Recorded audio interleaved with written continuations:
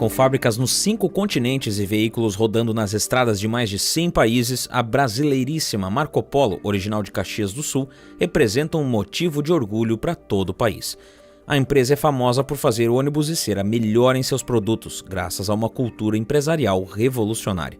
E a inovação é a principal característica da empresa. Foi com esse pensamento disruptivo e na busca de sempre se manter à frente que a Marco Polo se consagrou como uma das líderes globais na fabricação de carrocerias de ônibus. Hoje, sua produção anual supera 30 mil veículos e ela tem fábricas na África do Sul, Argentina, Austrália, China, Colômbia e México. E não só isso, a antiga empresa que adaptava carrocerias de madeira de caminhões para ônibus, hoje se destaca como uma das mais importantes empresas de solução de mobilidade urbana internacional. Com essa trajetória, será que podemos dizer que a Marco Polo é o maior caso de sucesso empresarial do Brasil? E como ela se tornou uma referência mundial no transporte público?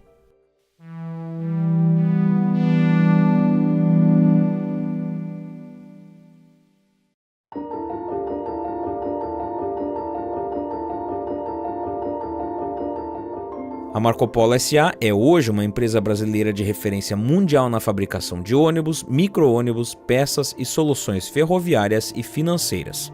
Mas foi com o nome Nicola e Companhia Limitada que a empresa de Caxias do Sul, no Rio Grande do Sul, foi fundada em 1949, sendo uma das pioneiras no Brasil a fabricar carroceria de ônibus. Fundada e tocada apenas pelos 2 irmãos Pasquale e Santo Nicola, atualmente a empresa possui cerca de 20 mil funcionários em suas 11 fábricas espalhadas pelo mundo, mas sua matriz continua em Caxias do Sul.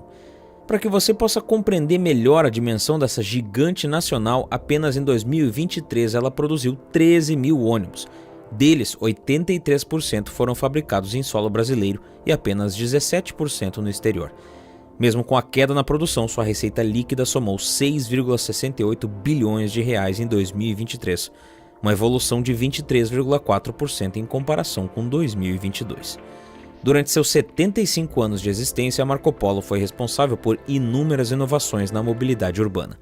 Ainda em 1983, ela foi a pioneira ao apresentar o Paradiso, o primeiro modelo de ônibus de piso alto do Brasil, conhecido como High Deck. Nos anos 90, eles se modernizaram ainda mais e apresentaram os modelos Low Floor ou Double Decker, que são os revolucionários ônibus de piso baixo e 2 andares que os concorrentes nacionais levaram 3 anos para produzir.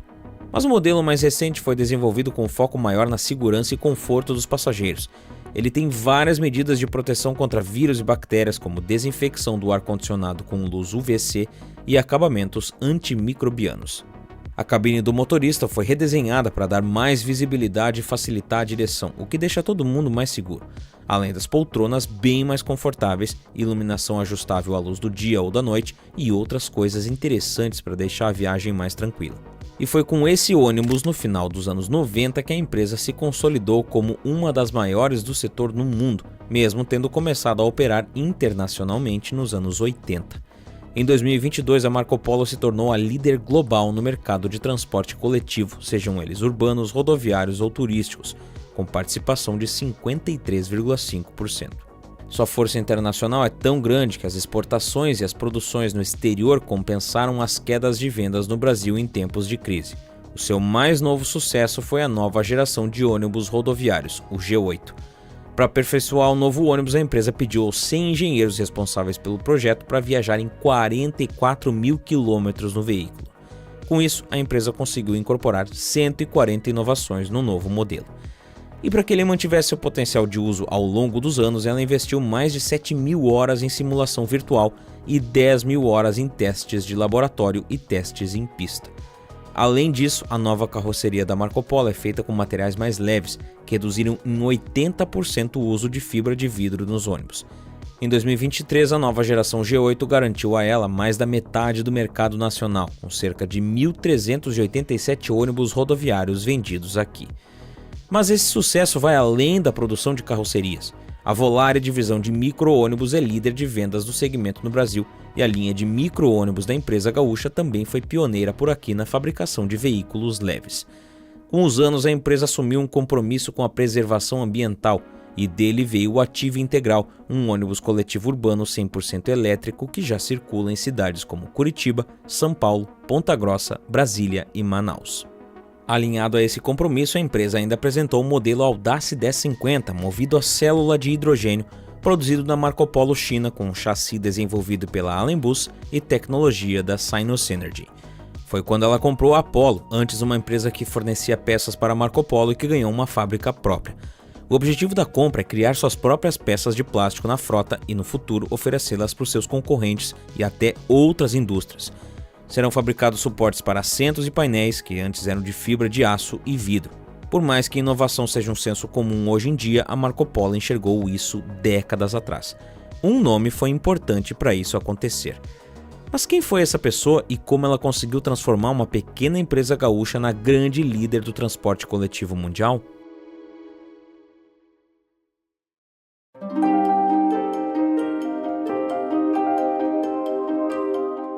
A Marco Polo sempre esteve preocupada em inovar, está na vanguarda do mercado. Ela foi a primeira empresa brasileira do segmento automotivo a exportar tecnologia ainda em 1961. Esse pensamento disruptivo e entendimento da necessidade de se manter inovando são resultados das contribuições de Paulo Bellini. Além de fundador da marca, ele ocupou o cargo de presidente emérito e contribuiu significativamente para o crescimento e sucesso dos negócios. Após uma viagem ao Japão em 86, Bellini e um grupo de diretores da empresa conheceram os métodos japoneses de gestão e produção. A partir daquele momento, Bellini aplicou 2 sistemas de gestão: os sugestões de melhoramentos do ambiente e o Sistema Integrado de Produção Solidária. Abreviados para SUMAN e SIMPS, os 2 sistemas tinham o objetivo de funcionar incentivando os funcionários a participarem da melhoria do ambiente, do trabalho em equipe e da colaboração entre áreas diferentes. Ou seja, o novo sistema implantado por Bellini dava importância à valorização dos funcionários. As práticas conseguiram deixar os processos empresariais menos burocráticos e hierárquicos, fazendo os funcionários ficarem mais motivados e participativos. Os 2 sistemas implantados dariam a base para o sistema Marco Polo, que seguia o mais novo lema de Paulo Bellini: as pessoas são nosso grande diferencial competitivo. Junto a essa percepção, Bellini se dedicou à criação de um ambiente de confiança com mão de obra altamente qualificada. Fazer acontecer se tornou uma das principais políticas da empresa. O planejamento de um novo projeto acontece quase que instantaneamente com sua execução, permitindo a praticidade da montagem e o lançamento contínuo de novas ideias. Seguindo esses novos conceitos, Bellini conseguiu tornar a empresa mais produtiva e deu início ao processo de internacionalização dos serviços da Marco Polo. O processo levou em conta a criação de uma alta confiança junto ao cliente e da realização de pesquisa do mercado internacional e entendimento das necessidades de cada país. Ele foi além dos métodos dos japoneses. Ele entendeu a essência de tudo aquilo e criou um sistema próprio para os funcionários no Brasil. A Marco Polo não é simplesmente uma fábrica, é uma cultura, diz José Rubens de la Rosa, diretor executivo da empresa entre 2000 e 2015. Além disso, os funcionários possuem participação dos lucros toda vez que atingem as metas anuais. Essa remuneração existe de maneira transparente, onde é possível visualizar por toda a fábrica em murais os indicadores e metas, os valores obtidos mês a mês e o percentual final acumulado. A empresa adota a formação de equipes externas que se comunicam diretamente com os clientes. Essas equipes viajam nos ônibus que desenvolvem a fim de entender a experiência dos passageiros, identificar problemas e encontrar soluções. Ela também conta com centros de observação de tendências e mercado para se manter ciente das novas tecnologias e tendências. Quando a empresa iniciou o processo de desenvolvimento do Ativo Integral em 2018, praticamente não se falava em ônibus elétrico no Brasil. Quando iniciou esse projeto, estava olhando o movimento da descarbonização no mercado asiático, especificamente a China, e começava de maneira mais robusta a tratar desse tema, exemplifica Ricardo Portolan, diretor de operações comerciais. Essa capacidade de planejamento os ajudou a superar crises como a de 2008 e a pandemia, sem demitir funcionários. Nos últimos anos, a Marco Polo tem incentivado pesquisas relacionadas ao biodiesel, diesel verde e gás natural, fontes de energia renovável que podem substituir o uso de combustíveis fósseis. Seus últimos lançamentos também tiveram como foco a responsabilidade ambiental. O G8, por exemplo, teve redução de 50% de consumo de energia em sua produção e substituição da fibra de vidro. A empresa ainda lançou seu primeiro ônibus elétrico, um modelo movido a hidrogênio e alternativas com motores híbridos. Como resultado, ela conseguiu realizar a maior venda de sua história para um único cliente. A BS Bus do Distrito Federal adquiriu 473 unidades do modelo Mercedes-Benz 1721 com carroceria Marco Polo Torino e tecnologia Bluetech, que reduz drasticamente as emissões de poluentes. e foi justamente por conta da tecnologia sustentável que a ABS Buzz escolheu o produto. Todas as inovações trouxeram resultados surpreendentes e ela conseguiu fechar o ano de 2023 com o maior lucro já registrado nos seus 75 anos. Com receita líquida de 6,68 bilhões de reais, a empresa contabilizou 810,8 milhões de reais de lucro, um valor 85,6% maior que no ano anterior. Mas inovação e estratégias corporativas não são suficientes para se manter como referência global. É preciso muito mais do que isso. Como muitos dizem, mais difícil que chegar no topo é se manter lá. A questão é, a Marco Polo saberá o que fazer?